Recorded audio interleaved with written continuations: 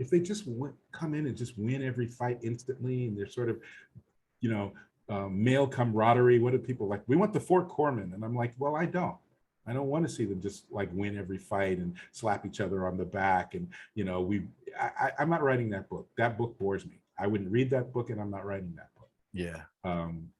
These people are going to get put through their paces, as I've said, including Hal, and clearly including Jon. It's not like I put Jon on a picnic planet and everyone worships him and you're King Jon. Like, he's getting the crap kicked out of him, right?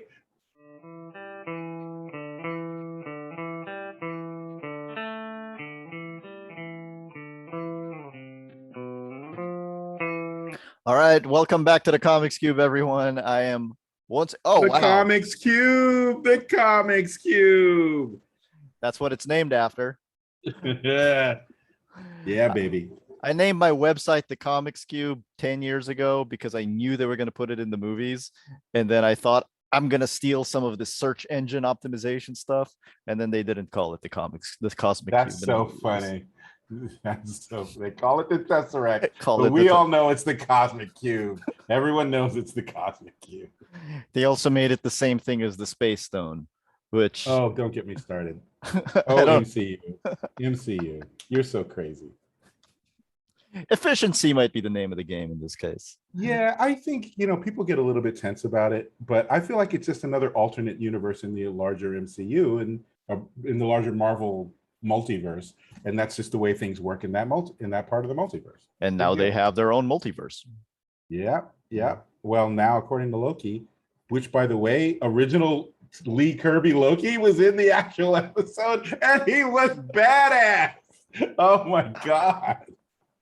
So yeah, I mean, I'm happy with that. I'm happy with all those guys. I don't have any problems with the MCU. You know what's insane to me about it is that people complained about WandaVision for not setting up Mephisto, and now they're complaining about Loki for setting up Kang. Like, yeah, make up your mind. It was going to be Mephisto. You guys made that up in your heads. Who said it was ever going to be Mephisto? No one, except you stupid people. Now you're mad that they didn't give you something they never promised you? That doesn't even make sense. It's just dumb. It's like, make up your minds. Are you mad at them because they didn't set up something, or are you mad at them because they set up something? Make up your minds. Kang, it seems like finally they're going to make Kang somebody worth fighting. You know, like, Kang is often a sort of a joke villain from my point of view, but the way they got it set up now, he could make Thanos look like the joke at this point. Like, I think we're going to get something really interesting out of this. I agree. I was saying something like, I don't know how I feel about him being this quirky, this quirky, crazy man at the end of time. And then somebody said, "Oh, I don't think that's the version we're gonna get. I think we're gonna get Kang. I don't think that guy's the guy we're gonna see. We're gonna get really threatening Kang." Anyway, let's talk about Green Lantern. Yes, Green Lantern. Let's talk. 4 issues in, and you told me that 5 issues in, something even bigger is going to happen. But yes, oh my god! Well, you can sort of see what might be happening next issue. Oh my god, what's been going on here? How's the process been, and it's been great. How's the reaction been? I think the reaction's been really good. I'm seeing that. My big concern is making sure people can follow it and understand it. You know what I mean? Like, so I'm happy when people love it, obviously. And if they don't like it, I'm like, okay, that's fair. You don't have to. You're not required to.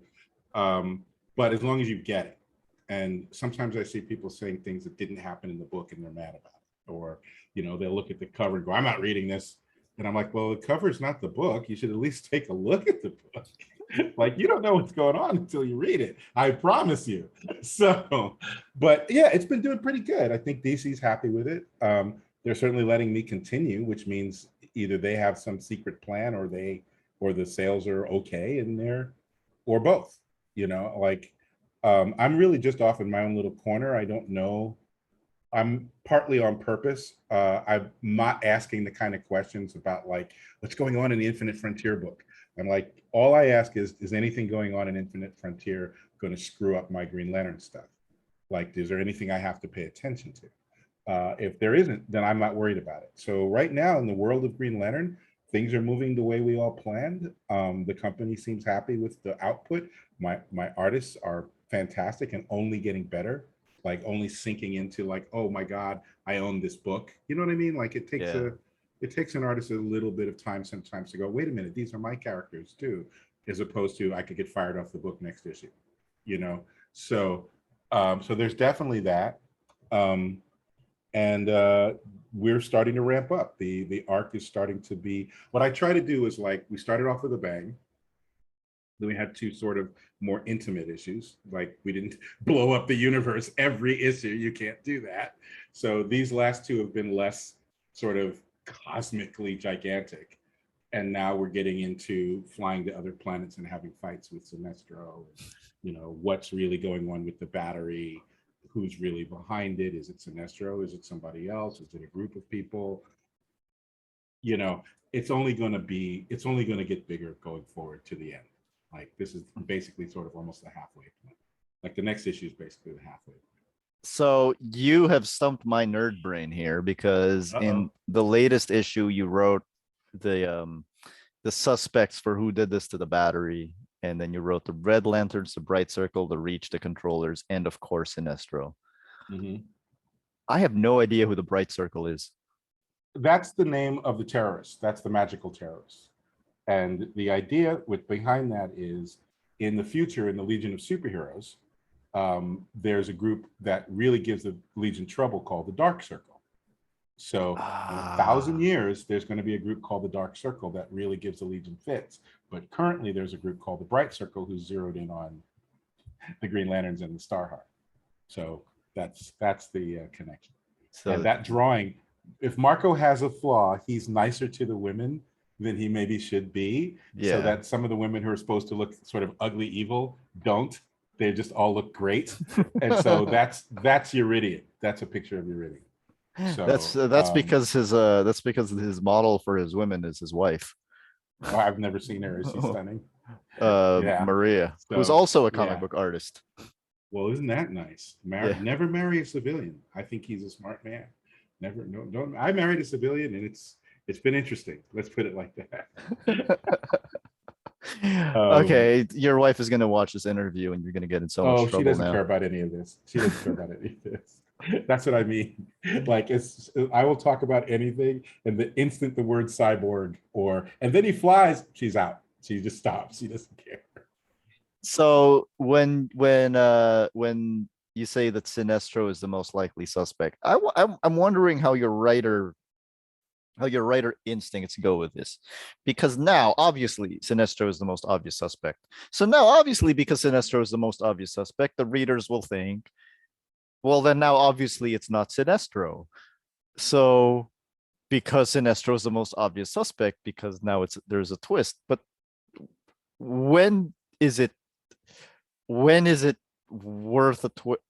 I guess there's no way. Twist and when don't you? When do you do a twist? When don't you? Yeah. Well, it's hard with comics because, as we talked about, I think we talked about this before, it only simulates a story. It isn't really a story because it doesn't really have a beginning and it doesn't really have an end. It's always the middle.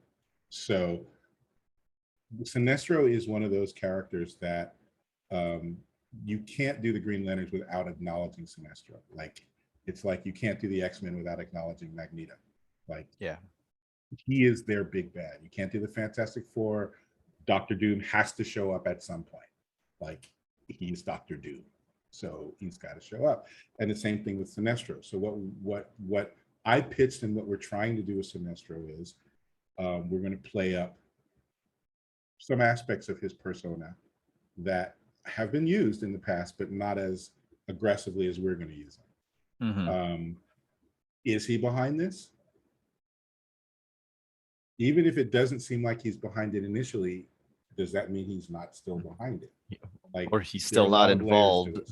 Right. And who's to say it's only one person that's doing all this? We don't. We know as much as Joe knows right now.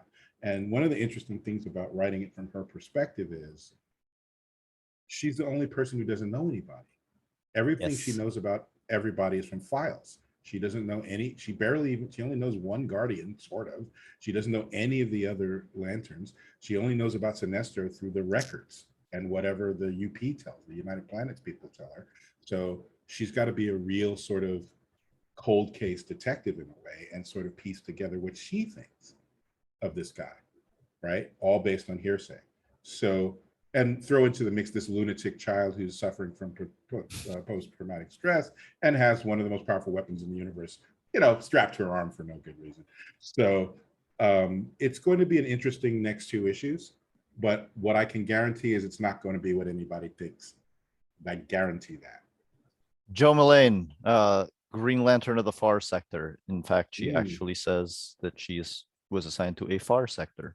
And I was going to make a joke earlier, Geoff, when you said that you weren't asking about, you weren't being connected to the other offices. I was going to say, you might say you're off in a far sector. I feel like I'm in a small sector. I don't know if I'm in a far sector, because certainly things do influence, I can't say what, but obviously part of this whole storyline is based on what's going on in the Justice League and in the Superman books, even though they don't appear in this book. The ripple effect of events over there are definitely sort of part of the foundation of this particular run of Green Lantern. So there's that. And there are now, as I learn things at the same rate as the public, like I'm reading Infinite Frontier, but I don't know how the next issues are going to go. I am only, whatever's out on the market at the time is what I know about the Infinite Frontier comic. But each time I read it, I'm like, oh, that's interesting. I wonder what's going to happen there. I might want to do something with that, So when I get to the point where I might want to actually do it, I just ask my editor, am I allowed to do this?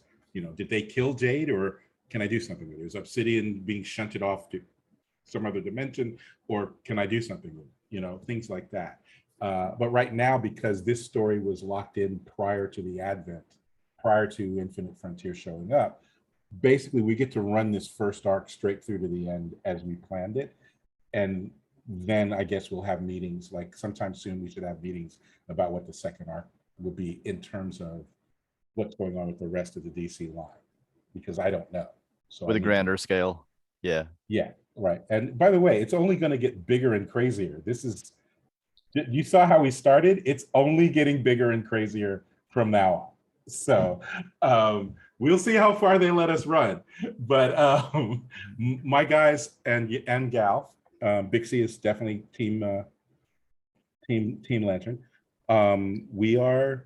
I think we're all dug in for the long haul, as far as I can tell. So we shall see. So Joe basically becomes your entry point character to like the reader's perspective character. And you've spoken before about how intimidating that was, because you want to write her in a way that does justice to Nora Jemisin. Has it gotten easier with more issues? In one way only. Nora's Far Sector is Joe embedded in a new space. So, and Joe is essentially telling that story. So you're in her head a lot more, and it's her first assignment. So there's a lot of rookie activity and blah, blah, blah, blah, blah. In this case, and it's a great device. It makes for a lovely story, right? In this case, she's coming back from that. The book isn't just about her, and she's not telling the story. So what we're seeing is a person who basically came back from a successful mission right into 9/11. Like, she comes home the day after 9/11, having not heard about any of it until she gets there. And what we're seeing is little cracks here and there, like when she's delivering that open message. I think Marco did a wonderful job showing her facial expression when she had to stop because it was too much. She is trying very hard to be the representative of the core, even though she has no direct connection to any of these people. It's her or it's nobody. And I think a lot of people can identify with, well, nobody else is going to do this. Nobody else can do this. I guess I have to. That's a lot of stress, but she doesn't have anyone to express that stress to. So it's a different kind of story. And it's not just about her. So that's part of the reason she's juxtaposed with Kelly. She says out loud, I'm terrible with kids, but I've got to wrangle this dangerous, dangerous broken kid. and try to make her understand that this is very serious. Like, we can't even just send her back to Earth right now. We don't know what's going on. You know, she's got to make plans. She's got to trust people she doesn't know and people she should trust may not be trustworthy. People she's trying to trust, or people she's been sort of built not to trust, may be untrustworthy, may be trustworthy. You know what I mean? Like, she just has no idea, and she has no way of expressing that confusion to anyone. So all she can do is think. So you keep seeing her processing, and it's interesting. She's an interesting character to write, because she's trying really hard to do the job right and not have anyone else die, even though it's not her responsibility. I think a lot of people in the readership can understand that sort of, you know, whether you lost a parent or your sibling raising your other siblings, or, you know, things like that, or your child is divorced and you have to take up the slack for the missing parent, things like that. That's kind of the space that Jo occupies right now, and it's not an easy space to be in. So, but it's different than, hey, here's your magic ring, go to this really exotic place and make sure they don't kill each other. Like, that's a very simple, basic mission that she can do. This is all politics, all crazy. Every mistake can cause personal disaster. So we're going to see that, more of that. I love writing her. It's no less tense because I don't know if Nora's reading any of this. So I have no idea if she hates it or not. I hope you don't hate it, Nora. I hope you don't hate it. I'm so doing my best, I promise. I think it's genius, because the way that the way that the book is structured, you know, the ring isn't working for Jon, and Jon is the main character of the whole series at the moment. Whoever is the star of the book is the Green Lantern, as you've mentioned before. But in a way, it reminds me of structurally, it reminds me of Walt Simonson's Thorne, where you had Thor off on Asgard and then Beta Ray Bill off on Earth. Because in a book like Green Lantern, you kind of still need to show the green ring for commercially speaking. Yeah, somebody has to do something with somebody those has to damn do rings. something with a ring. So my question for you, Geoff, is, had you been unable to use Joe Mullane and Kelly, who would it have been? Well, at that point, I think, based on the rules, I was having a long talk with Ryan Cady today. We had a nice little meal together, drink, sodas, something. But there are many things in the Green Lantern mythos that I might think are silly, or something that was done early on in the Silver Age. I'm like, oh my God, really? Or whatever. But all of that's in the canon. So I don't get to have that opinion when I'm writing the book. So if there was no Joe, if there was no Kelly, then my only go-tos would have been either there's a version of the story where somebody from Oa comes to Earth and says, hey, the battery blew up. All the Green Lanterns are dead. Oh, Alan Scott, you're a Green Lantern. Are you affiliated with these guys? Can you come help solve this? That's a version of the story that could be told. And of course, Hal. I obviously am ambivalent about Hal, but if there was no Joe and there was no Kelly, which, by the way, were not my original pitches. Those things were added in by the company. Those two characters were added in by the company early on, and I could have said no, but I didn't. But had they not said that, I might not have even thought to try it. And that would have made Hal probably be the one solving this problem, because it's not going to be Guy, because he's a lunatic. And I don't know that maybe Simon could have done it. I have plans for what I want to do with Simon. So that would have been very altered. But without those two ladies in the slot that they're in, then it would have had to have been Simon or Hal. Because of what's going on with Guy, which nobody knows, and what's going on with Kyle, which nobody knows. Nobody but me. They would not be in a position to solve this mystery. So that really limits you. And we're seeing what's going on with Jessica. They've leaked that she's joined the Yellow Lanterns. So she couldn't be the one. Although there's a version where you could do it, but then everybody would have been yelling at me. I thought this book was called Green Lantern, because she's being Yellow Lantern doing all this stuff.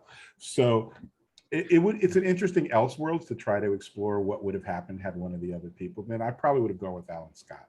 I think that would have been a very interesting. That's presuming he would have been available, which he clearly is not, because Not he's over available here. right now. Right, he's not available anyway. So, I mean, he could have used Kilowog or Salak or one of the, one of the alien lanterns just doesn't die and instead is the one who has to solve it all.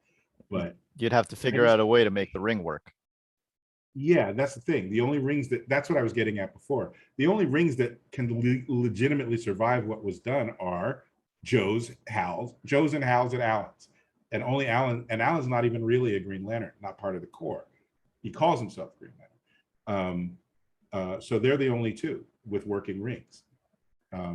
If there was no Joe, then it would have to have been Hal. Just really quickly, quick digression, since we're talking about Alan. What do you think of the reveal that they made a couple of months ago? DC's been batting that around for decades now. There's an Elseworld where it happened, or he's on Earth 2, and that's what the situation is, or whatever. I don't care one way or the other about it. I'm like, this is an interesting thing to do with a long-standing character. It allows the right writer to get at certain issues. I know that there's been some griping about, well, then he lied to his wives, and it makes him a terrible person. And I'm like, well, I have gay siblings, and it's not easy to just come right out and say, whatever. And in the 40s, I'm going to bet it was less easy.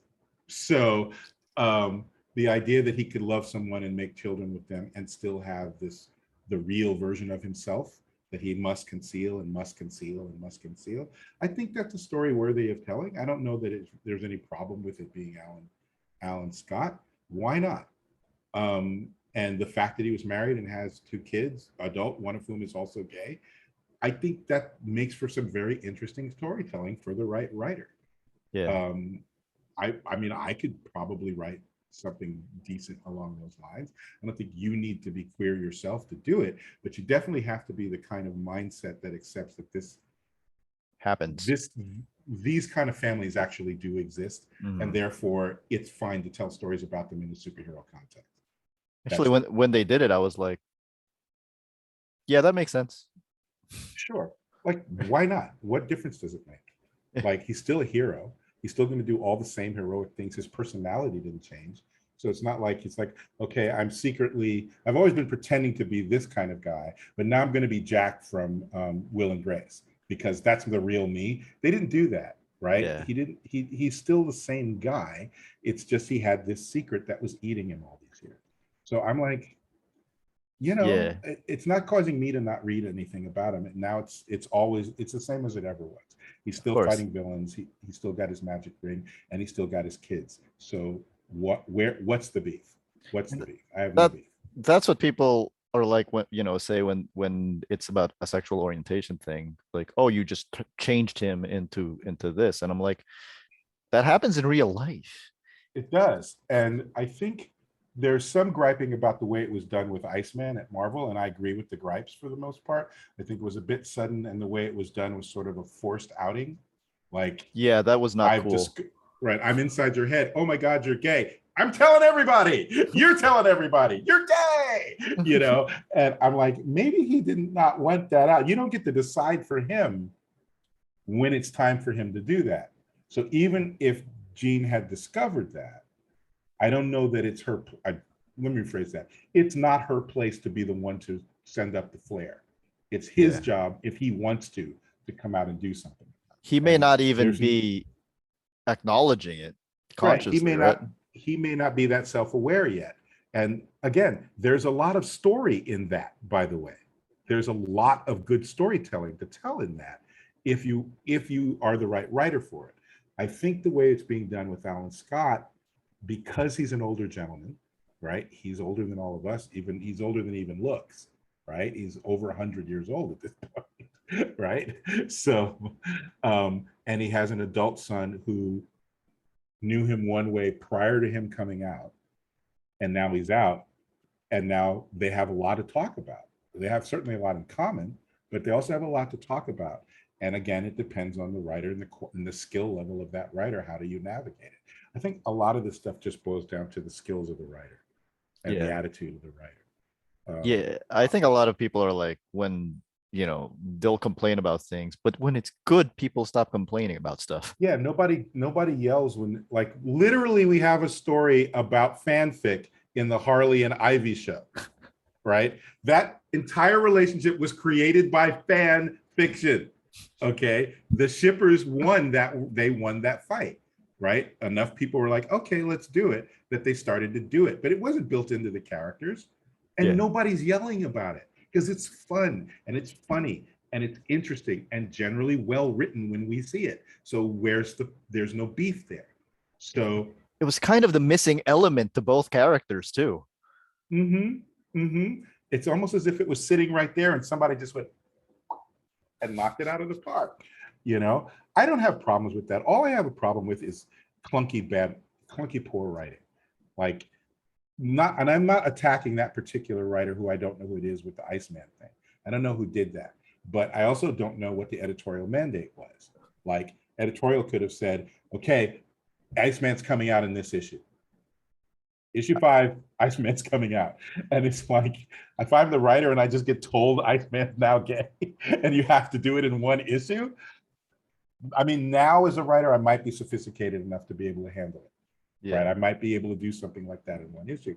But a younger, less experienced writer, maybe not. Maybe that's maybe, you know what I mean? So you don't know the ins and outs of why and when and how it all worked out. And there's an editorial and corporate component involved that we can never know.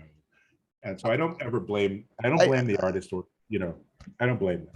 I do know who that was. You want me to tell you? Fine, I don't care, but yeah, sure. It was Bendis. Okay, well, it was too abrupt, Brian. It was too abrupt. You saw the fan response. But again, even with him, you still don't know if that was editorially mandated. We still don't know. I mean, I don't know that he's ever said one way or the other, but to me, it was too. I would never have done that to my sibling. My sibling came out to me without telling our parents. And the last thing I would have done was run and told my parents. Of course. I'm glad you did that to me. Not a problem for me. I think it's fine to tell our parents. I mean, they raised both of us, so I'm pretty sure they're going to be fine. But I'm not going to tell them that's your thing to do or not do. And I will, if you want to keep it a secret, it's a secret. Like, I love you and it's no problem. Right. I don't think it's anyone other than the person's in question. Like, the person who is queer and is in the closet, it's no one else's job to make them come out. I think that's just cruel. I think it's cruel. It's not your job to do that for them. It's not your place to do that for them. Absolutely. Let's talk about Simon. I know you love characters who are basically blank slates. Yeah. Well, it turns out Simon's not. He has a lot of interesting things, but it's the same problem that we've had with Jon to a lesser scale. A lot of different cooks have had him in their hands, on their stove, or whatever the metaphor is, but he basically has been modified according to the needs of whatever story. So you have the same problem and the same opportunity with him, because it's up to me to pick and choose which elements of his character I think are interesting. And since it's been sort of all over the map, that gives me a sort of free hand to do what I like. Plus, this is a weird situation he's in, so he has to act in a new way from whatever was established. The thing with the gun is interesting because some people have said, I mean, I can't stand that I care about this anymore, and I guess I don't really care, but I'm now aware of all of this commentary that I never used to care about before. But some people are like, well, doesn't he know that Batman talked him out of using the gun, right? Like, he doesn't need that. It's, blah, blah, blah, blah, and he put the gun down. But what they fail to remember is that in the Dan Jurgens run, he picked the gun back up. So whatever cure Batman affected, obviously it didn't stick, right? And then this happens, and he's got to readjust. So I like writing about people who have adversity and say, I'm still going to be a hero despite the adversity. So what does he say when we first see him? I'm back on my feet. They gave me this weird thing on my arm that's supposed to heal my destroyed arm. Hey, by the way, can you make it so it's also a gun so I can be useful?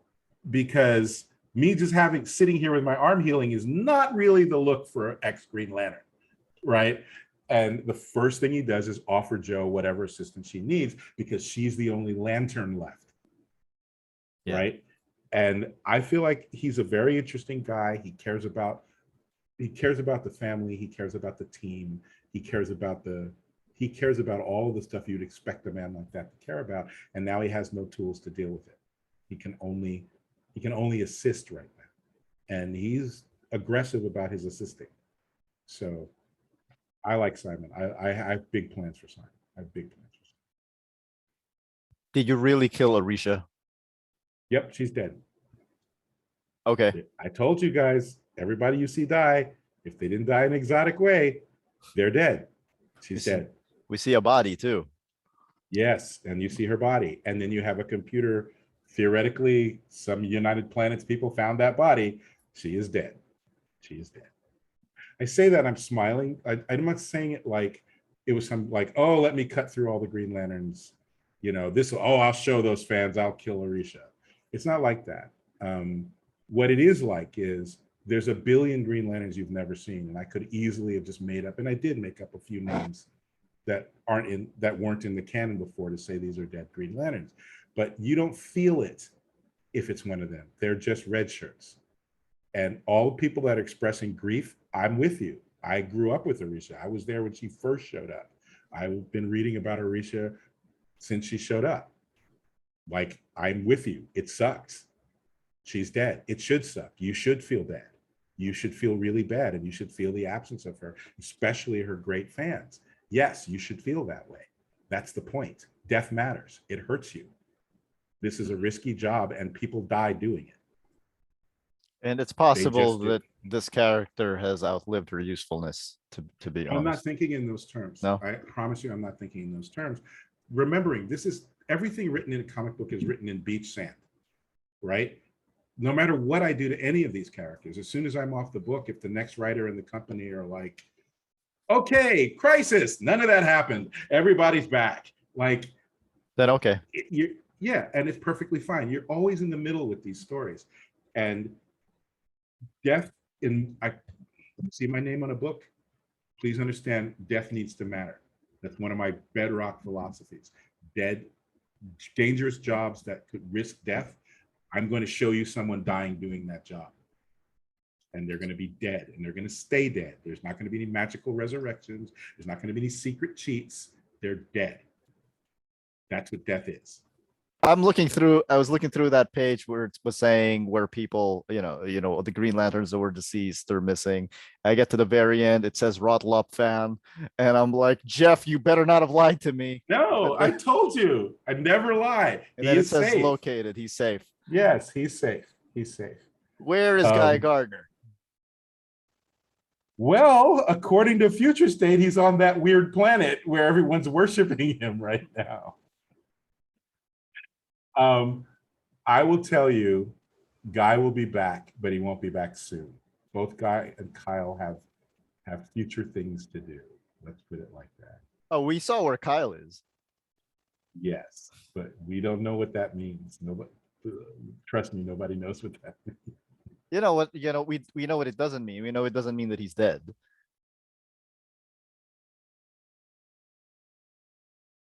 Well, it says he's missing. What we know for sure from the point of view of the Green Lanterns and the United Planets is that he's still missing. That's what we know for sure. Since this is a comic book, I don't know that he was breathing when he was on that slab, and neither do you. Nobody knows what happened to Kyle yet. Nobody knows what happened to Guy yet. Yeah, this is one of those things that was a big reaction and issue too. It was like, what do you do to Kyle? And I'm like, I'm doing a whole lot of stuff to Kyle, but whether he's alive for it is still up for grabs. It's almost like it's your job to put these people through the ringer. It's shockingly, yeah. I smile because I'm having a really great time writing what I think is a really fun book, but I don't take any particular pleasure in all of the individual deaths or blowing up Simon's arm, or I'm not sitting here gleefully go, oh, and now I get to torture them this way.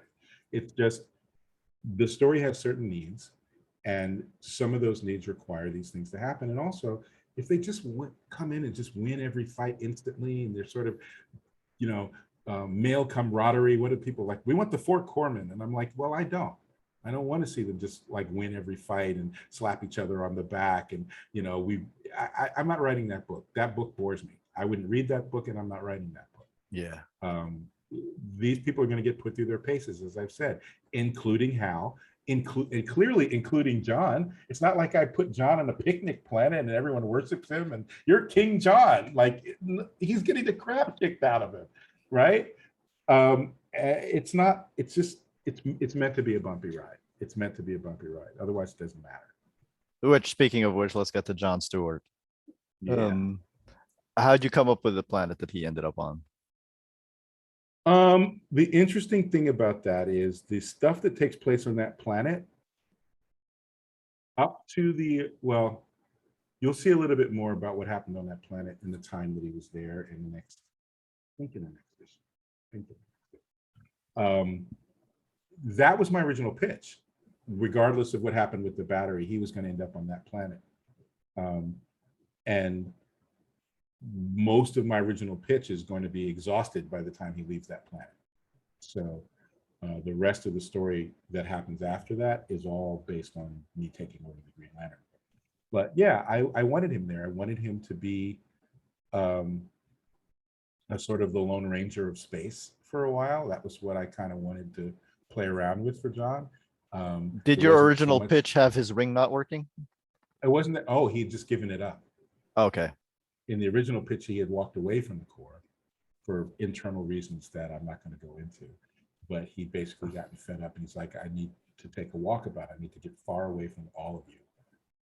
I'm going to go out to this part of space. There were no dark sectors. There was nothing. And he ends up on this planet where he's trying to keep to himself, you know, just sort of thinking his life over, all the crap that he's gone through in his life.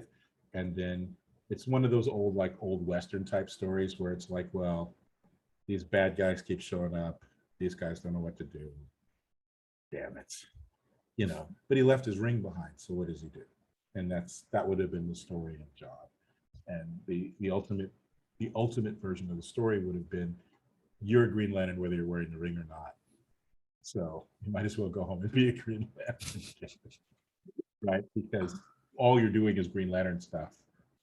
You've now learned the thing you came out here to learn, which is at your core, you are a Green Lantern. At your heart, you are a Green Lantern. So go be one. It was a very simple story, very Old West, Wild West type of story, you know, Western type movie type story. And we're only getting a tiniest sliver of what that was in this story because the story is so much bigger, so much grander. And yeah, you prefer this? You prefer this story that you're making now, right? I don't get to prefer it. I don't have a preference. Because one exists and one doesn't. Yeah, one is never going to exist. So it's like, I'm glad that I pitched the first story and that everyone kept liking it, because that's what allowed me to get into the space where I'm doing this. But what we're doing here is so big that it's like you can't compare this little Jon Stewart story to the nonsense that I'm about to unleash on you all. I should say we. The artists are clearly having fun drawing this nonsense that's about there. Absolutely. And it starts both segments of Jon in the two issues that, you know, he's been here, starts off with him having these memories of his history. I know you're a very devoted fan of Jon Stewart's whole history. How much of this is him getting over all of the crap that's happened to him? How much of it will play into it? Well, let me say this. He wasn't remembering any of this stuff prior to Sakari linking her brain to his brain. Okay. He had no memory of any of this stuff. He barely remembered the Mosaic world. He didn't remember any details of that. The whole conversation with the Guardians, where it's like, you were one of us, and, you know, you set it aside. He has a sort of blurry memory of all of that. Now he's specifically remembering it. And so we get to see some of those memories coming back. Let us say The specific events of the Mosaic, I think, are certainly worth reading, but it's only the fact of the Mosaic that matters in this story. That what he did there and what he became there is all that matters. The details of all of that. Yeah, go find it if you want to and read it. I thought it was great at the time, obviously, or I wouldn't be messing around with it. Of course. It's a very important part of Jon's development as a character. It's probably the single biggest bit of character development that Jon has undergone prior or since. Well, So, until now. we shall see. Maybe we rank, maybe we don't. We don't know. That's up to the audience to decide, and I won't know that for 10 years. Like, does this matter? Who knows? But we're definitely going to put Jon through some changes, and some of it's coming out of the Mosaic. Some of it's coming out of his experiences on the Mosaic, for sure. There are a whole lot of clues in this book. It's so fascinating who's twigging to what. There's a couple of people on YouTube who have theories that are semi-close, but still so far off that I'm like, oh, so close, you know. But that to me is a sign of a good comic book. It means that it's making them think. Obviously, I put Easter eggs all through this stuff. So if you're a deep Green Lantern fan or a deep Jon Stewart fan, you should have a great time running around the internet trying to find all these references and what does that connect to, and if that's this, then what does this mean? And that's the fun. Like, that's the fun. That's literally the fun. I know. So, yeah, man. That's the fun of these shared superhero universes. I mean, some people are saying that, oh, you would not get this if you weren't a fan of this in the first place. It's like, no, that's not how it works.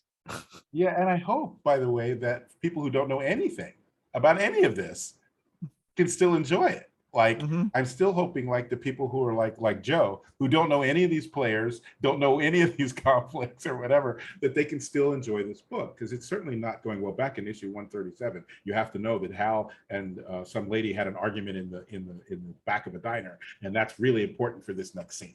Like, we're not doing a book like that. So I'm hoping that the events of the book itself are plenty for new people, but if you're old like me, or you're a deep geek about this stuff, like many fans are, that there's something so there for you that it might even make you go back to the beginning again when we're done and reread it, going, oh my God, he's been talking about this since the first sentence of this book. Like, that is part of my goal. So I'm really having a good time, and I'm just the art is like a delicious treat as it comes in. I'm really happy. How do you pronounce those guys that Jon fights in issue 4? Is it The Kandori? Kandori. They exist only in an issue or an issue and a half of the old Dark Star comic. They killed Kolos, I think his name is. They destroyed his planet. They are as I described them in this book, but what's his freaking name? The character who's the lead in the Dark Stars. I believe it's Kolos. I'm not going to look it up now. Yeah, there's so much lore. There was so many Dark Stars.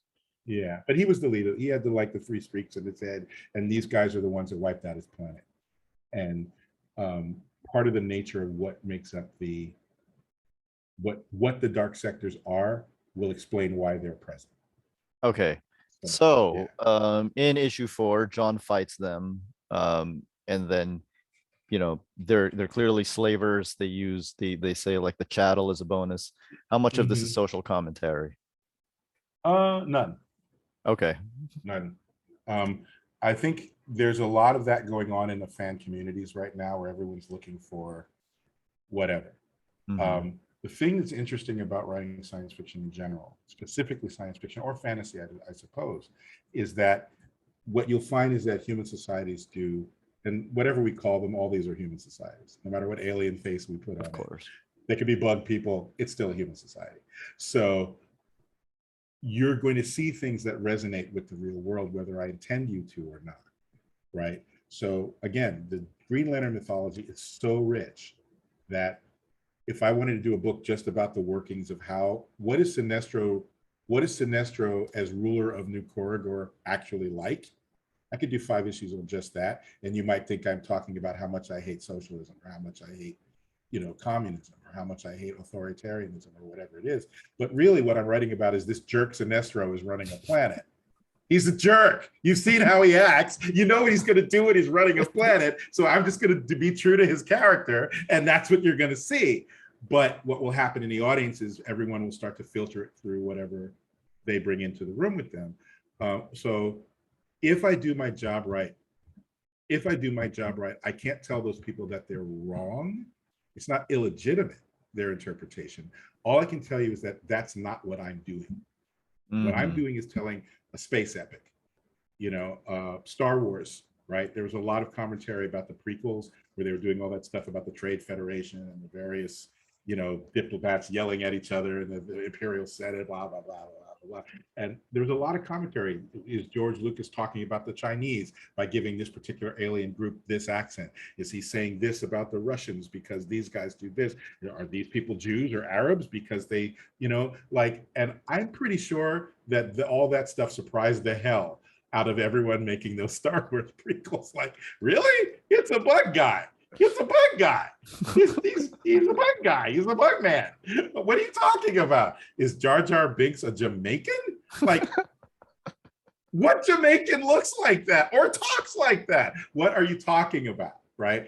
But you can't tell the people who are having these issues that they're wrong because the art made them feel that. So all you can tell them is, I did not intend for you to feel that way. Yeah, because, Jon Stewart, fighting slavers, there's some imagery there. So right, there is, it's built in, but also it's like it would land differently if it was Hal Jordan fighting slavers, for example. Yeah, I put different words in Hal's mouth, maybe, and he might have solved the problem. Certainly, he would have solved the problem differently, but he would still solve the problem. It just would have been a Hal Jordan solution. I will say this: if you're writing a character, if you're writing any story and the characters you're writing from the inside out, then you have to take into account faith. You have to take into account gender. You have to take into account socioeconomic status. Where did they grow up? How did they grow up? Who raised them? Like, one of my best examples of this is the story of Clark Kent, the story of Superman, is the story of Martha and Jonathan Kent. Okay. Right? They are the greatest adoptive parents in the history of humanity. It's true. Like, they saved all of us by raising him well. But like, if I make jokes about this all the time, the first time a girl turned down puberty-driven Clark Kent, that could have been the end of the human race if he freaks out, right? If it's the wrong girl on the wrong day and he loses his shit, if he's that kind of dude and he just goes off, the cataclysm that would have ensued as governments tried to shut down his rampage would have laid waste to the planet. We avoided that because Martha and Jonathan are great parents. They're great parents. They're not just, they are the superheroes of parents. Yep. And knowing that, then you have to look at Clark from the inside out. I've gotten in these discussions with other writers before, and we all have different points of view. But from my point of view, Superman is a mask. It's something he puts on to go out and be able to do good work. In reality, he's Clark Kent, the son of Martha and Jonathan. And at his core, he's just a guy. He's just trying to have everything be fair, basically. And the way he can do it and live a life is to make up Superman. Conversely, Bruce Wayne is a mask. Yes. As soon as those people killed Bruce's parents, he didn't know it, but he was Batman. He had a psychotic break at that moment, and everything he does is to service Batman.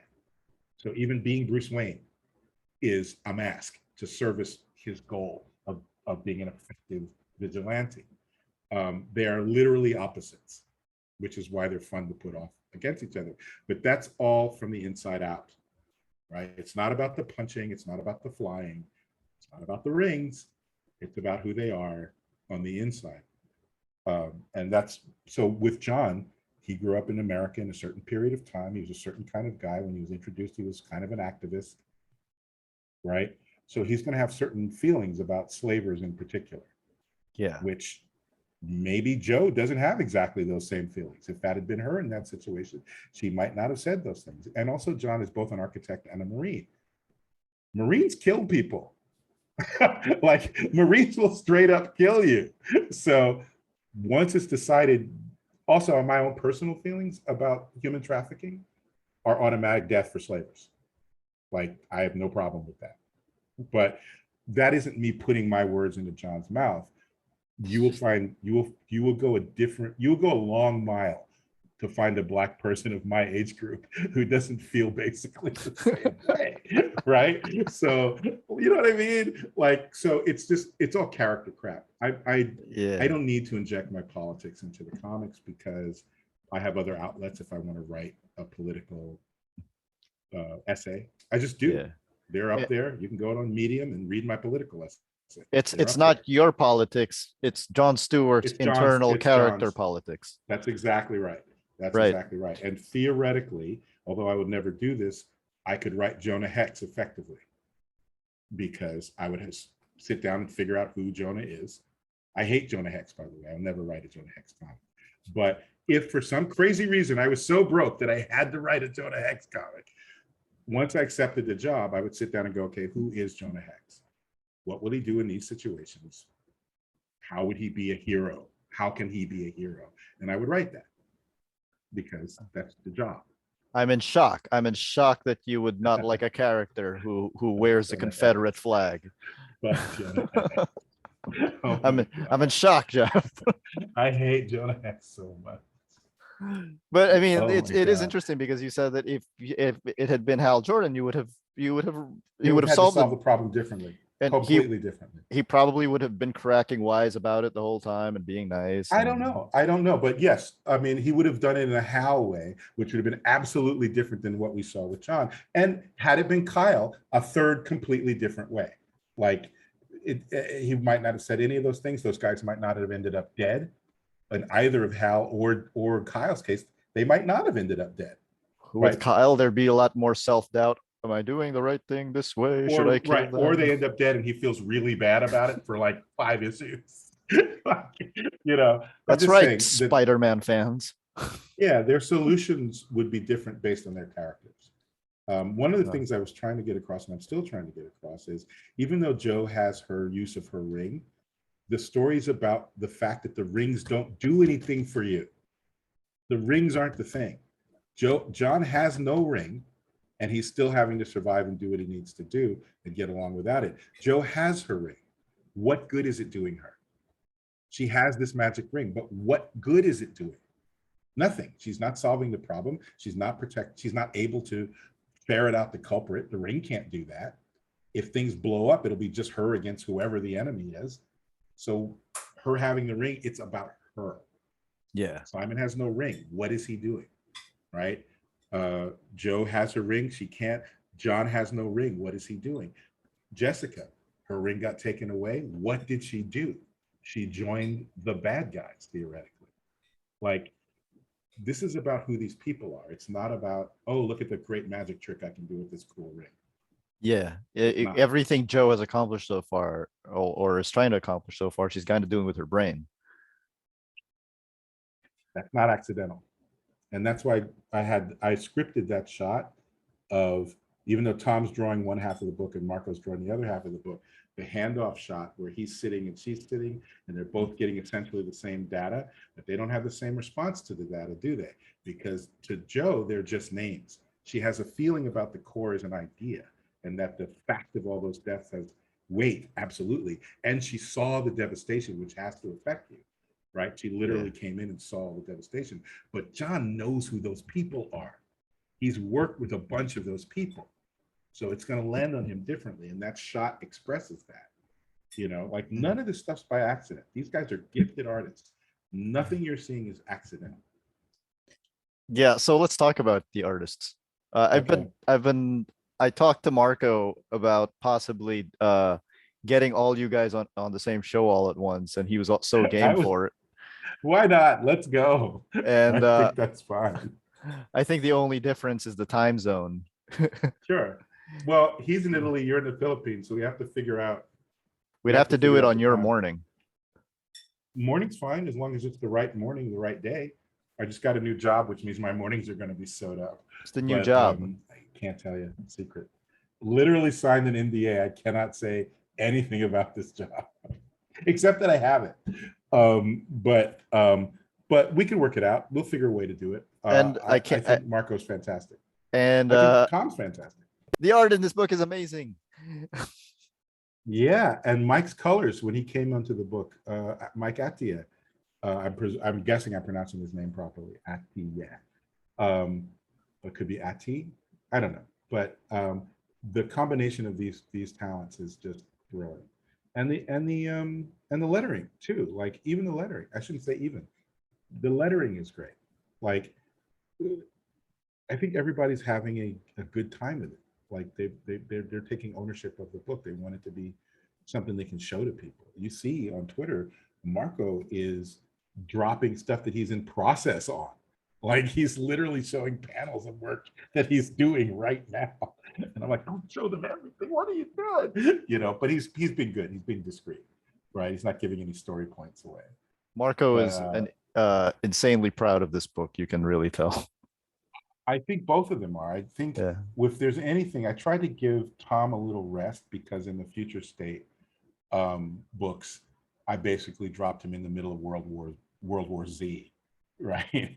And it's like new characters, new aliens, oh blah blah, no rings, shoot everybody, kill everybody, blah, right? And from a drawing point of view, he had a cast of thousands right off the bat, like basically the same thing that happened to poor Dexter Soy in the first two issues. Like those first 4 times of Geoff writing Green Lantern were kill everybody, everyone's here, kill them all, right? And I mean that's labor intensive. That's just very labor intensive. All those faces and bodies, and body types, and all that. You ever see that meme where it's it's a cartoon of a writer and an artist getting interviewed, and then the writer's like, I think what I like best about writing comics is that there's no budget constraint. It costs the same to have 2 people talking as it is to have this big war in space. That's true. And then the next panel is the artist looking at the writer, jumping the writer and saying, I'm going to kill you. Yeah. I think there's somewhere in between that is where it really lives. But I'm an illustrator myself, so I know how labor intensive their part of the process is. And I don't want them to draw, I don't want to overload them, but I also want them to hopefully have fun. Like draw things maybe from a perspective that haven't been drawn before, or things that they don't get asked to do a lot. You know, like find a horror artist and have them do a superhero book. I think that would be fun. You know, someone who's known for doing horror, but suddenly they're doing not only a superhero book, but like Stargirl or Superman, you know, something very bright and daylighty, just to see what happens. Maybe they do some amazing work, you know, maybe they don't, but at least we all had a good time trying, you know. But like I said, everything's going to ramp up. So it won't be like Marco gets all the run around shooting stuff and Tom's destroying people talking to each other. Basically, starting in the next 2 issues, it's just going to be mayhem. So, I mean, not only mayhem, there's still going to be people standing around talking, but it's the mayhem quotient is definitely going up. You gave them 2 issues to rest. Yeah, we can all rest. Everybody rest. Buckle up. Drink. Eat your Wheaties. It's going to get crazy. This image of Joe looking at Sinestro, you know, well, looking at, you know, all of the villains. I'm like, I mean, we said this the last time. I'm like, wow, this is like modern day Alan Davis right here. He came to play. He definitely came to play. I mean, they both did. Like, I like the split of the book. Personally. It's a great split. I like the idea that they're each doing sections, that they each have characters that they're messing around with, that they're telling a part of all. I keep trying to impress upon people, this is a whole story. There is no filler story. There is no backup story. This is one big story that actually has something to do with itself. Like it's one story. It's one story. It's definitely one story. They don't look alike, but they're similar enough that it doesn't throw you off whenever whenever there's an artistic shift. I agree. And Mike's colors are sort of the bridge between the 2 of them, where we don't have a huge change of palette. And his coloring style is just gorgeous. It's beautiful. Yeah. And even all of them are just settling in so nicely that I'm thinking the second arc will be a lot easier on all of us, certainly script wise. what always happens with me is I write very detailed scripts when I don't know the artist. But as I get to know the artist, scripts become less detailed because I know, like, at some point in the future, whoever, if these guys, and I hope and pray that they stay on the book, if they stay on the book, they're going to start getting scripts that are like, here's what happens on pages 1 and 2. Here's the dialogue. Here are the feelings. Do your thing. You go more and more Marvel Because, method. well, it's not my preference, but it makes it easier for them because they're not having to worry about Geoff needs. And then anytime I say, okay, this needs to be this shot, specifically for story purposes, then they'll rein it back in, but it allows them to have the more freedom, more flexibility to really just cut loose, you know, and I can write little notes like, just make sure that this happens, or like on the last panel, I need this character in profile looking out into the distance or something like that. But the scripts will get less tight for the sake of the artist. Like, it's just early on, you don't know them. You don't know if you can trust they're going to draw what you ask them to draw. You know, a lot of artists, not a lot, but a significant number of artists will get the script and they'll be like, yeah, this is dumb, I'm going to improve it. And I'm like, you don't know where the story's going. So this thing that you think doesn't matter might actually matter quite a bit. And if you don't draw it, it won't make sense. Then things won't make sense. Yeah, but it's not as exciting. I'm like, la, la, la, la, la. Rivers of valleys and peaks, man. Valleys and peaks. It's not a nonstop slugfest. It's not a nonstop, you know, you can't be sexy all the time, or being sexy doesn't matter. You can't constantly be sexy or no one will care when you're sexy. It has to go up and down. You can't blow stuff up every issue, right? First 2 issues, we blew everything up. There's no way we're going to sustain that for the whole run of the stuff. It's insane to expect that we would do that. It's like a movie, right? You can't have a car chase every 5 minutes. I mean, well, I don't know. Tell that to the Fast and Furious guys. I don't know. But that's their brand, though. That is their brand. They can do that. Yeah, exactly. Like, you want to have quiet moments, or the big moments don't matter.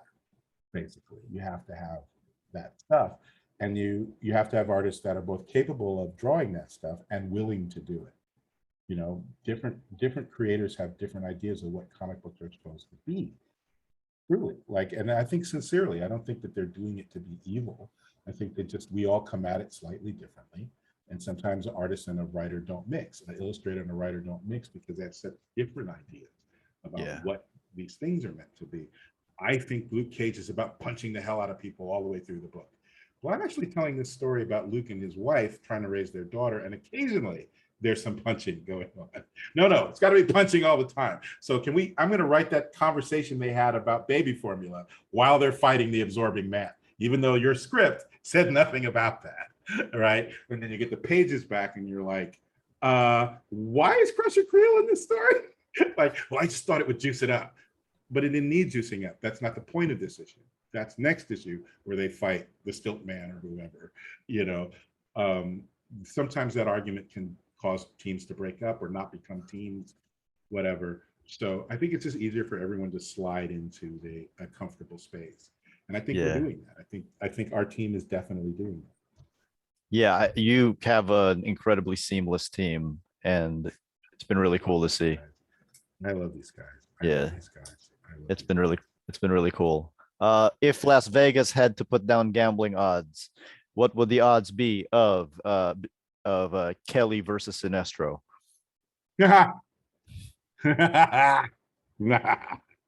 Next issue, my friend. All questions will be answered. All I will tell you is, please don't underestimate my kid. Please don't underestimate my kid. Oh my God. I don't doubt that she'll put up a good fight. I just think, well, I hope what we've been doing, one thing I hope what we've been doing throughout is exploding the expectations of the audience. Regardless of what side people have been coming at, I know that they had expectations of me. Certainly, as soon as some of them saw my skin color, they made a bunch of decisions about what they thought I was going to do. I think I pretty much shot that expectation in the face every issue. Not that that's my goal, but you don't say. But on the I know, but on the other side of that, I think one of the fun things for me and why I think DC specifically wanted me on this is that some of my notions about what to do with these characters, they're still in the character, but they're different than what's been done with them. Mhm. So um, don't expect the usual ever. That's all I keep telling everybody. Everybody's making all these pronouncements about what they think I'm doing, where it's going to definitely go, and all that stuff. And some of it's fun because they're all caught up in the mystery, and some of it's like, yeah, but you already saw that. Why would I repeat that? Like, you already seen that a bunch of times. Why would I repeat that? Even the destruction of the battery turns out not to be already. You're seeing it's not what you thought it was. It just looked like an explosion. So what really happened? Like, everything about this book is about subverting expectations. So what's going to happen when she gets the new corridor? I'm not telling. You got to show up next month. I guarantee it'll be exciting, but I promise you it's not going to go where you think it's going to go. I promise you that. You know what I love when you talk about Kelly? You always talk about her like you don't like her, but you actually love her. So Skelly is irritating as hell, but she's an 11-year-old. Of course she's irritating. Of course I love her, but I mean, she's just like, oh my God. She's someone who runs into a kitchen and you're constantly telling to put things down. Don't touch that. That's poison. Please put that away. Don't touch. I don't put the forks there. That's not where I put the forks, Kelly. I know you think they'd be better here, but they go where I put them, you know? And you're going to learn more about Kelly's background over the next couple of issues. Some of the way she is will be explained. Why she is the way she is will be explained. It's my job to understand these people. It's not my job to quote unquote like them or dislike them. It's my job to understand them. I can't write Kelly if I dislike her, and I can't really write her effectively if I like her too much. I can't do things to her that the story needs. What I should never do is, oh, the story needs, wow, somebody needs to take off Jon's leg. Like, Jon needs to get his leg blown off in this big fight. There's no way he'd get through this without getting hurt poorly, badly hurt. But I love Jon so much. I've got to figure a way for him to not get hurt. And what will happen is the audience will be like, oh, clearly he loves Jon so much that this completely unrealistic thing just happened to make sure that he didn't get hurt in this crazy fight where everyone else is getting hurt. So you can't be that guy. You can't be that woman. And because of your skin color, they'll add a lot of reasons to that too. Some people will, Yeah. and hopefully most people won't. The point is that I can't worry about either of those things. My job as a writer, and that's what I try to impress upon people at the beginning. When you and I are talking about Avatar, we're both talking about as fans. When we're talking about Legion of Superheroes, we're both talking about it as fans. I'm not writing those things. So I'm just some guy out in the world who loves these shows or loves that comic book or whatever. The second I sit down to write, I have to understand, I have to have empathy for and understand every character. That includes if I happen to be writing about Hitler. Like, if Hitler appears in my book, I have to write him in a way that is a human way. Doesn't mean I agree with anything, but he has to be believable as a person, which means I have to try to understand some aspect of his personality in order to write him effectively. Obviously, I don't like him, but I got to write him. So what do you think of that whole fan mentality that basically says the writers are endorsing what they write? Because I know, with something like Dark Knight Returns, people were like, oh, Miller's obviously this kind of person. And yeah. I don't really think I think Miller was having fun. I think it depends on the book and the writer. If you start to see trends in work, then you might be, like, for instance, I'm not saying this is Frank Miller, but if you went through Frank's work, like, we're old friends, my friend Frank that I talk to all the time, we're best buddies. If we went through Mr. Oh my Miller's God, work, can you get me an interview with Frank Miller? No. Shut up. If we went through all of his work over decades, right? Because he's now got a huge body of work. And you started to notice, wait, he treats all of the women in a particular way, or he treats most of the women in a particular way, or he treats most of the non-whites a particular way. You might be able to make a case that he's putting himself into his work in that regard. Because why would these exact same things keep popping up when he's writing over here a science fiction story, and over here he's writing a film noir, and over here he's writing a superhero story, but these same things keep happening in each story, yeah, you can make a pretty sure bet that the writer feels that way, or the creator feels that way. But again, if I'm writing a story, okay, here's a perfect example of this. I'm an atheist. I'm not the kind of atheist that tells people who believe that they're stupid. I don't, everybody should believe whatever they want, right? As long as you're not hurting anybody about it, whatever gets you through life, great. And if that means God, great.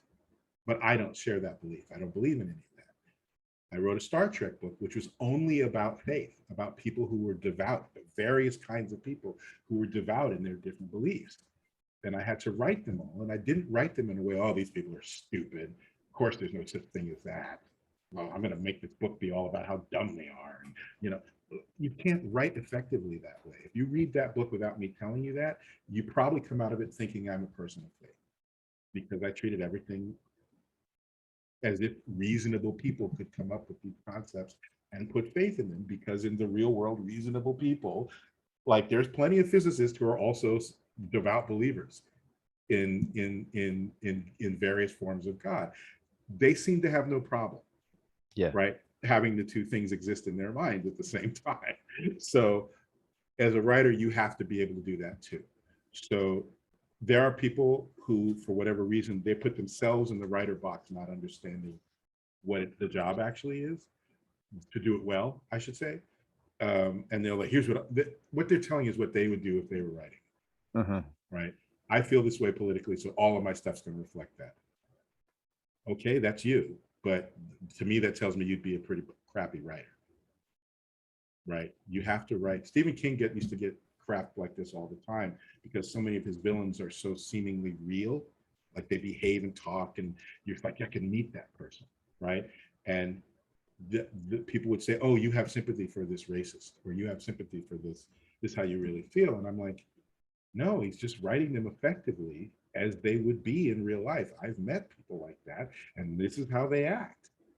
So as a really talented writer, is he supposed to write him so we all wink and go, oh, he's a mustache twirling villain? Or is he supposed to be written like an actual human being, where you are like, wow, that guy could live next door to me? I say it's the second one. I say it's door number 2. So my feeling is it does depend on who you're talking about, because some people's political bents are just right out front, like right out front. But most writers are not striving for that from my point of view. They're just trying to tell, we are just trying to tell authentic, seen people in our stories. And what else can we expect coming up in Green Lantern? You can expect the story to continue to get bigger, much more. It's not going to be a line-wide anything. I'm not like trying to do anything that's going to have ripple effects in other people's books. They can completely ignore what's going on with Green Lantern to no ill effect. But as I've said from the beginning, I don't know how to do this with my hands. Green Lantern used to only look in at itself, right? Now it's looking out. That's the whole book. Everything is to open the doors on the Green Lantern concept and open it up on DC Cosmic. And so the book will be continuing to do that. The fallout of the battery's destruction is ongoing. We've seen that some of these people have been rescued or found or rescued. We've seen a bunch of confirmed deaths. Obviously, I'm not going to list all 72, all 5,000 dead Green Lanterns are not going to get an obituary. Sorry about it. That's not what the book is. But most of the Green Lantern Corps is gone now. So either missing in ways that they can't be found, or straight up dead.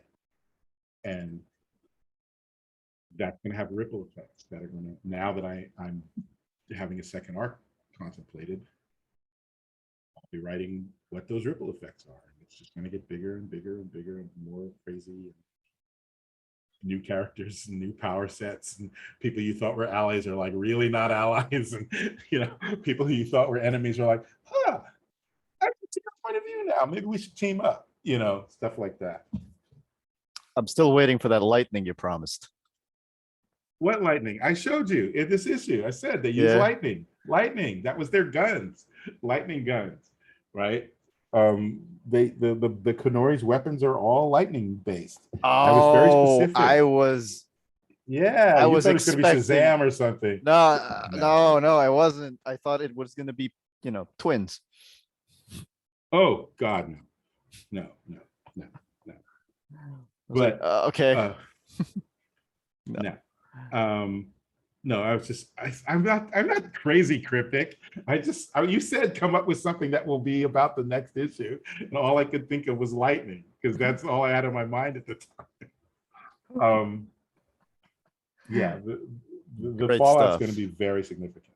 It's going to be significant. It's going to be a different kind of Green Lantern Corps when we're done. And that's how you tell a story. You got a goal in mind. So Yeah, and also the good news for everybody who hates me right now, who hates the run, whatever. I've already put in a stack of ways that the next writer can come in and shift it back to the beautiful thing that you love. So if the majority of the audience doesn't like what I'm doing, and it's entirely possible they won't, I don't know. But if they don't, and none of it, if the company doesn't want it to stick, it's built into the story how to fix it. It's already going to be built in. And you'll see it yourself. You'll be, oh, that's a place. That's a place. All of these are little structural places that have been left for the next writer if they want to erase any of this. So I'm not thinking about you. That's just the way I write. I'm thinking about the next writer. makes sense. That's nice of you. Yeah. It's the job. I want everyone to think that way. It's just the job. Oh my God. At the end of Jason Aaron's Thor run, Thor has the destroyer arm. It's all Yeah. completely cut off. And then Donny Yeah. Cates takes over. The first thing he does is Galactus blasts Thor and gives him the power cosmic, and his arm is back. Oh, that's hysterical. What? Well, I mean, Okay. that's comics, right? Yeah. Yeah.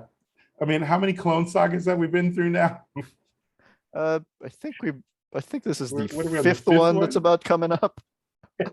Like, well, that last clone saga didn't really take. Let me explain to you the real clone saga, the much bigger clone saga that included the other clone saga, which was a clone of the original clone saga.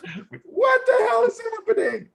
Oh my God. But that's the nature of comic books. Like, God, can we all just relax a little bit? I know, guys. Like comics are fun. Let's just Yeah. relax. Yeah, and if it's silly for a minute, let it be. I know. One of the things I loved about Daredevil, which I was a huge fan from Frank Miller through Bendis and all that, and then it kind of got to a point where I didn't want to read it anymore. Nothing against the artist, but it was just the teams involved. But it was just so dark all the time. It was unrelentingly dark, and I just couldn't take it. And I stopped reading it for a while. And a friend of mine said, "Oh, Mark Waid's taking over," and I'm like, "Well, it's still Daredevil." He's like, "You should read issue 1." And I was like, "What?" He's like, just read it. And it was a delight. It was so light, and I wouldn't say happy, but it was happy comparatively, and yet it still was Daredevil. Yeah. Right? He didn't crap on what had gone before. He said, everything before in my personal life was so dark, I needed a change. So I'm now here doing it this way. And I was like, that's all I need. And it means all that stuff still happened. Nobody said it didn't happen. Let's take this left turn because the character wants to take the left turn. I think that's good writing. I just think that's good writing.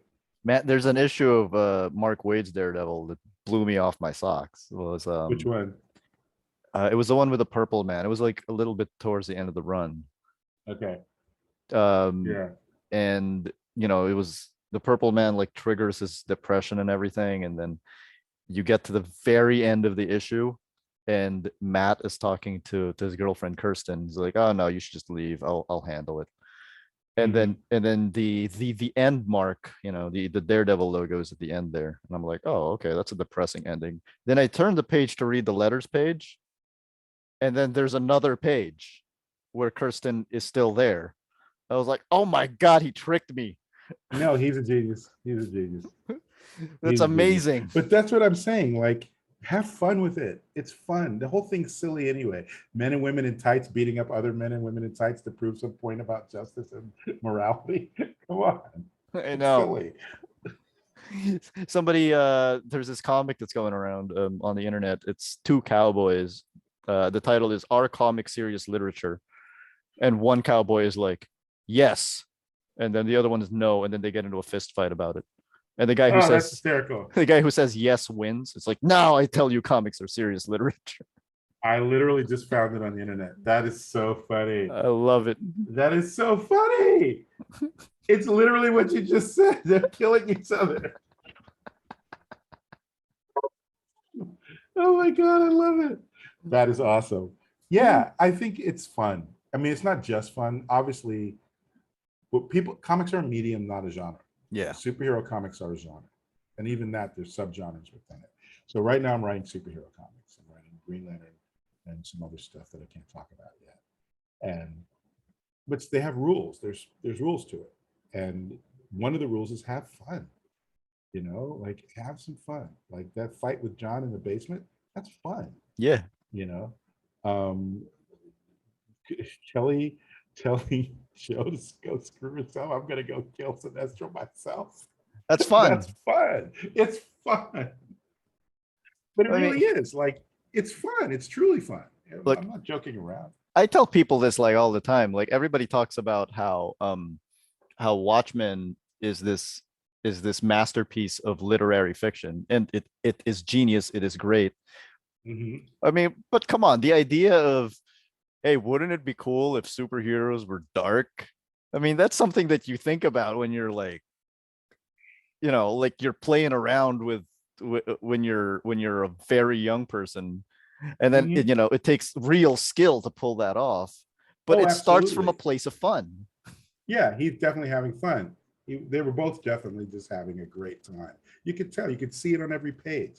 Like, you don't, I always tell people the money is not good. So if you see someone putting that much work into a comic book, they love it. Mm-hmm. They love it. Sorry, guys.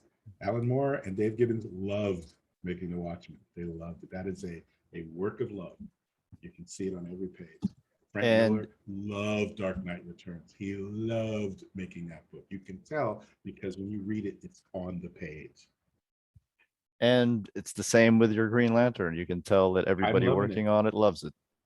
We're having a great time. Some stuff's going to happen. I think, wait a minute, let me look at this PDF real quick to make sure I say the right page. Hold on for a minute. I've been looking, dude, I love this book. I look at it over and over again after the art's all colored and everything, because it's just gorgeous to me. Let me say on page, I expect a significant amount of reaction to the first image on page 2.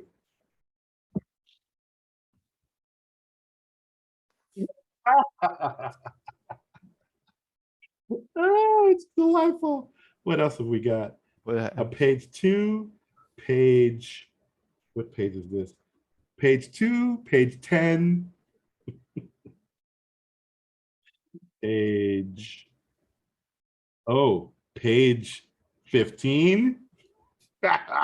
You know, once we go off the air, I'm going to ask you to show me these pages.